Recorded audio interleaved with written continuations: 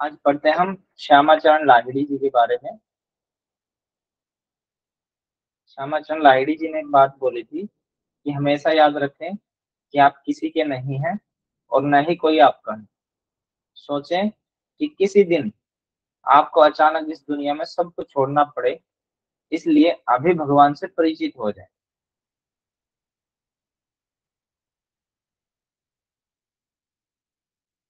पढ़ते हैं उनके बारे में। नाम था योगीराज श्यामाचरण लाहिड़ी महाशय। जन्म हुआ था इनको बंगाल के नदिया जिले के धरणी नामक गांव में हुआ था इनका 30 सितंबर 1828 ईस्वी। इनके गुरु जो थे वो महाअवतार बाबा जी थे। जिनका दर्शन था वो क्रिया योग था। इनके पिताजी का नाम गोरे मोहन लाहिड़ी था। माता का नाम मुक्तेश्वरी देवी था। इनके पिताजी की जो पहली पत्नी थी उनकी मृत्यु हो जाती है। उनके बाद इनके पिताजी का दोबारा से विवाह होता है और वो दूसरी पत्नी का नाम था मुक्तेश्वरी देवी जी, और इनसे जो संतान उत्पन्न होती है उसका नाम होता है श्यामाचरण लाहिड़ी। इनकी पत्नी होती है काशीमणि देवी। इनके प्रमुख शिष्य थे युक्तेश्वर गिरी, केशवानंद गिरी और प्रणवानंद गिरी। मृत्यु 26 सितंबर 1895 ईस्वी को हुई थी। 66 या 67 इतनी उम्र में इनकी मृत्यु हो गई। गोरे मोहन इनके पिताजी जो थे, पहली पत्नी के निधन के बाद दूसरा विवाह किया उन्होंने, और दूसरी पत्नी मुक्तेश्वरी जो है उनसे एक ही संतान उत्पन्न हुई थी, और जिसका नाम श्यामाचरण लाहिड़ी श्यामाचरण रखा गया, जो आगे चलकर काशी के बाबा के नाम से प्रसिद्ध हो गए। शिक्षा। श्यामाचरण का पठन पाठन काशी में हुआ था। ठीक है। ये काशी बाबा के नाम से फेमस हुए थे, और ये काशी जो है उत्तर प्रदेश में, ये वो काशी। शिक्षा का पठन पाठन का काशी में हुआ। महाराजा जय नारायण घोषाल द्वारा स्थापित माध्यमिक स्कूल में श्यामाचरण ने अंग्रेजी, हिंदी, संस्कृत, बंगला, उर्दू, फारसी आदि भाषाओं में अध्ययन किया। फिर संस्कृत कॉलेज में संस्कृत भाषा का अध्ययन करने लगे। नागोली भट्ट से श्यामाचरण ने वेद, उपनिषद, दर्शन और गीता आदि का भी ज्ञान प्राप्त किया। अब देखते हैं इनका गृहस्थ जीवन क्या है। सन 1846 ईस्वी में काशीमणि देवी के साथ इनका विवाह हुआ था। इनके घर दो पुत्रों एवं पुत्रियों ने जन्म लिया। सन 1851 ईस्वी में श्यामाचरण जी को सैनिक इंजीनियर विभाग में लेखाकार के पद पर नौकरी मिली थी। ऐसे ही हमने एक और जगह, एक और जीवनी में पढ़ने को आया था। कौन थे वो जिनकी लेखाकार के पद पर उनकी बंदूक की फैक्ट्री थी, उसमें नौकरी लगी।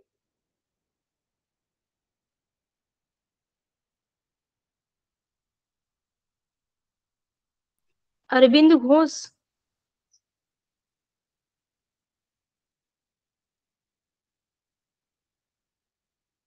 और कोई। आपने एक जीवनी पढ़ी थी, जो वो फैक्ट्री से घर जा रहे थे तो उनको कोई भजन सुनने में कानों में आवाज आई, वो छोड़कर चले गए, और भजन से उसी दिन से उन्होंने अपनी नौकरी, साइकिल, सब कुछ छोड़ दिया। महर्षि महेश योगी जी, उनका भी परिचय करें। महेश योगी सर, महर्षि महेश योगी। बहुत बढ़िया। ध्यान रखना, आप ऐसी ऐसी चीजें सिमिलर आ सकती हैं। ऐसे ऊपर दे देंगे कि लेखाकार के पद पर किन किन ने अपना कार्य कर किया। ठीक है ना। तो यहाँ पे दो जीवनियां आपस में आके मिल रही हैं, ध्यान रखना। इसके बाद श्यामाचरण जी का तबादला होता है, और इनको काशीपुर से दानपुर भेज दिया जाता है। दानापुर जो बिहार में है, मिलिट्री अकाउंट ऑफिस में भेज दिया जाता है। यहाँ इनका एक तबादला हो जाता है। ठीक है। इनका दूसरा तबादला जो होता है वो इनका दानापुर से उत्तराखंड के रानीखेत नामक एक जगह है, नैनीताल से तो 1 किलोमीटर दूर एक जगह है रानीखेत। वहां पर इनका तबादला होता है, और यहाँ से इनका जीवन में बदलाव आता है। श्यामाचरण अपने काम के प्रति पूरी तरह से समर्पित थे, लेकिन धन के प्रति इनका कोई मोह नहीं था। कुछ समय पश्चात श्यामाचरण अपनी सारी संपत्ति अपने सौतेले भाइयों को सौंपकर और अपने परिवार को काशी में छोड़कर और ये रानीखेत चले गए। ठीक है, क्योंकि इनकी ट्रांसफर दूसरी बार हो गया था इनका तबादला। पहला हुआ जो काशी से दानापुर, दूसरा हुआ दानापुर से रानीखेत। तो रानीखेत में अकेले रहने लगे। और रानीखेत में जब ये अकेले रहने लग गए तो इनको पहाड़ों से, शांत वातावरण से बहुत प्यार था।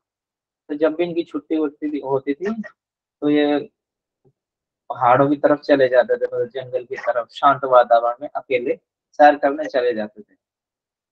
तो एक दिन ये जा रहे थे ऐसे ही सैर करने, तो चल रहे थे तो इनको क्या लगा, कहीं से आवाज आई, कोई इनको बुला रहा था इनके नाम से। तो इन्होंने देखा कहीं से आवाज आ रही है और मेरे को ही बुलाया जा रही है, इधर आओ इधर आओ। तो जहां से आवाज आ रही थी, आवाज वाली दिशा में जब ये गए तो वहां पे इनको देखा एक गुफा सी थी। तो डरते डरते गुफा के अंदर एंटर किया, तो वहां पे कोई युवक बैठे थे और उन्होंने कहा कि मैंने ही आपको बुलाया है, और मैं आपका 40 वर्षों से इंतजार कर रहा था। मैं आपको कुछ योग की शिक्षाएं देता हूँ, आप उनका प्रचार प्रसार करिए क्योंकि आप उसके लायक हैं। तो इनको वो शिक्षा देते हैं, वो हम आगे पढ़ते हैं क्या थी। एक दिन द्रोणागिरी पर्वत नामक पर्वत पर भ्रमण के दौरान उसी पर्वत पर जहाँ पहुंचे जहाँ पर अनेक गुफाएं थी। श्यामाचरण को वहां पहुंचने के बाद ऐसा लगा कि कोई इनको आवाज देकर बुला रहा है। कुछ देर बाद इनको पता चला कि गुफा की साइड से आवाज आ रही। तो जब ये गुफा की तरफ जाते, गुफा के अंदर एंटर करते, तो वहां एक युवा व्यक्ति दिखाई दी। उसी तेजस्वी युवक ने श्यामाचरण को अपने पास बुलाने का संकेत किया, और जब ये वहां गए उनके पास, अंदर एंटर किया, तो इसके बाद उन्होंने कहा कि मैंने ही तुम्हें बुलाया है और मैं पिछले 40 वर्षों से आपका इंतजार कर रहा हूँ। इसके बाद उस युवक ने श्यामाचरण जो लाहिड़ी थे उनके ललाट को स्पर्श किया, माथे पर स्पर्श करते हैं, और जब एक दूसरे को स्पर्श करते हैं तो शक्तिपात होता है। आपने पढ़ा होगा ना, एनर्जी ट्रांसफर होती है। तो जब एनर्जी वो ट्रांसफर हुई तो इनको पुनर्जन्म, अपना पीछे का जन्म याद आया, और इनको शक्तिपात होने से इनको ऊर्जा महसूस हुई और पीछे का जन्म याद आया, पीछे ये क्या थे। तो ऐसा करते ही लाहिड़ी को शक्तिपात हुआ और पुनर्जन्मों का स्मरण हुआ। इसके बाद श्यामाचरण ने उसी समय उस युवक, जिसका नाम था महाअवतार बाबा जी, ये इनके गुरु का नाम आ गया है, को अपना गुरु धारण कर लिया और इनको क्रिया योग की दीक्षा लीन से ली। महाअवतार बाबा जी ने इनको क्रिया योग की दीक्षा दी। गुरु ने कहा केवल योग्य शिष्य को ही ये क्रिया योग की शिक्षा देना। और ये आप हर जगह पढ़ने में, आप सुनने में, समझने में आएंगे आपको हर जगह, कि जो योग्य हो उसी को ही देना चाहिए, चाहे वो दान हो, चाहे वो तप हो, जो भी है, जो योग्य हो, उसके काबिल हो, उसी को ही देना चाहिए। ठीक है। तो गुरु ने कहा केवल योग्य शिष्य को ही क्रिया योग की दीक्षा देना। फिर उनका तबादला रानीखेत से वापस दानापुर हो गया। इनका तीसरा तबादला है। दानापुर में अपने ऑफिस कार्य के साथ साथ नियमित रूप से क्रिया योग की साधना भी करते थे, और सन 1880 ईस्वी में फिर ये रिटायर्ड हो जाते और पेंशन लेकर वापस काशी चले जाते।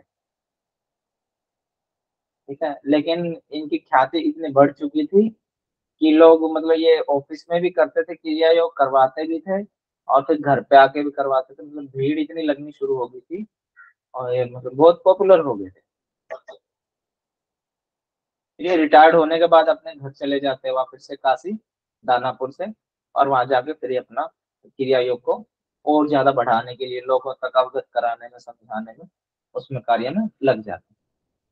इनके जो शिष्य थे, ईश्वरी नारायण और उनके बेटे प्रभु नारायण, पंचानन बनर्जी, वरदाचरण जी, रामदयाल मजूमदार, युक्तेश्वर गिरी, केशवानंद गिरी, प्रणवानंद गिरी, भगवती चरण घोष और उनकी पत्नी श्री अविनाश बाबू, काशीराम मणि, केवलानंद, विशुद्धानंद सरस्वती और नागेंद्र भादोरी, काशीनाथ शास्त्री, रामगोपाल मजूमदार, प्रसाद गोस्वामी, हरिनारायण पाल, कैलाश चंद्र बद्रोपाध्याय, महेंद्र सान्याल। ये महेंद्र सान्याल थे, ये बहुत फेमस है। इन्होंने श्रीमद् भगवत गीता को इन्होंने बंगाली में लिखा था, श्यामाचरण लाहिड़ी जी ने, और इन्होंने उसको हिंदी में अनुवाद किया था। ये सबसे ज्यादा फेमस है, श्रीमद् भगवत गीता को एक्सप्लेन करते हैं। नेपाल नरेश, काशी नरेश और वर्धमान के महाराज, कश्मीर नरेश, गुरदास बनर्जी, काली कृष्ण ठाकुर। श्रीमद् भगवत गीता की आध्यात्मिक व्याख्या वर्तमान में भी शीर्ष स्थान पर है, और इन्होंने वेदांत, सांख्य दर्शन, वैशेषिक दर्शन, योग दर्शन, न्याय दर्शन सहित अनेक ग्रंथों की बहुत ही सुंदर एवं सरल शब्दों में व्याख्या की है। योगी लाहिड़ी की प्रमुख शिक्षाओं की विशेषता यह थी कि गृहस्थ मनुष्य भी योगाभ्यास द्वारा सहज होकर योग के उच्चतम शिखर पर आरूढ़ हो सकता है। ऐसी हमने एक जगह और लाइन पढ़ने में आई थी किसी जीवनी में, कोई बताएगा? गृहस्थ जीवन में रहते हुए उन्होंने काफी कुछ किया था। आचार्य श्री राम शर्मा। पंडित श्री राम शर्मा आचार्य। इनकी सभी प्रमुख रचनाएं तकरीबन बंगाली में ही उपलब्ध हैं। वैसे तो इन्होंने बहुत सारी भाषाएं सीखी हैं, पर बांग्ला में इन्होंने ज्यादा लिखी। श्रीमद् भगवत गीता का भाष्य का हिंदी अनुवाद इनके प्रमुख शिष्य भूपेंद्र सान्याल जो है उन्होंने किया था, तो ये बहुत फेमस है। निर्वाण 26 सितंबर 1895 ईस्वी को योगी लाहिड़ी को 66 वर्ष की उम्र में अपने भौतिक शरीर को छोड़कर चले गए।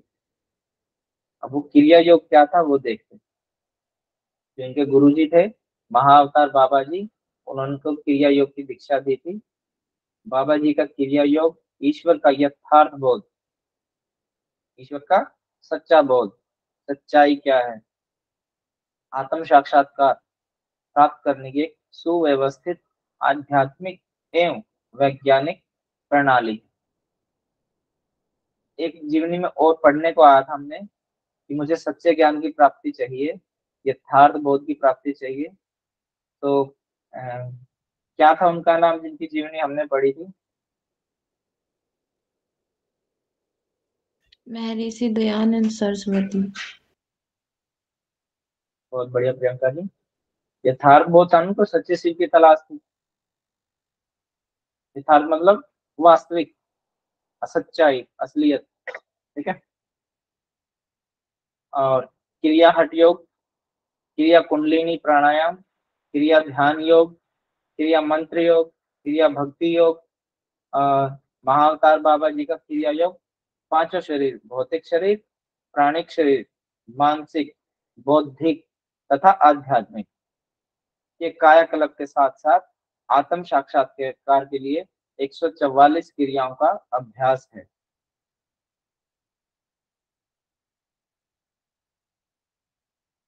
महाअवतार बाबा जी का क्रिया योग, पांचों शरीर जो है, भौतिक शरीर, प्राणिक शरीर, मानसिक और बौद्धिक और आध्यात्मिक जो है, इनके कायाकल्प के साथ साथ आत्म साक्षात खुद के दर्शन के लिए 144 क्रियाओं का अभ्यास है। 144 तरह से क्रियाएं होती है इसमें, जिसके द्वारा आप भौतिक, प्राणिक, मानसिक, बौद्धिक और आध्यात्मिक जो शरीर है उसका कायाकल्प कर सकते हैं, और कायाकल्प करते करते आप आत्म साक्षात्कार कर सकते हैं, और वो भी गृहस्थ जीवन में रहते रहते। ठीक है, ये इनका जीवन परिचय था छोटा सा।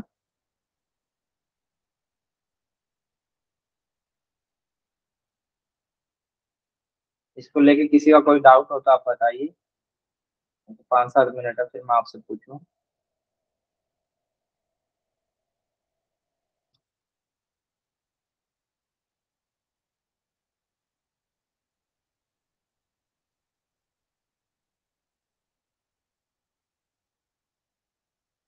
सबको क्लियर है?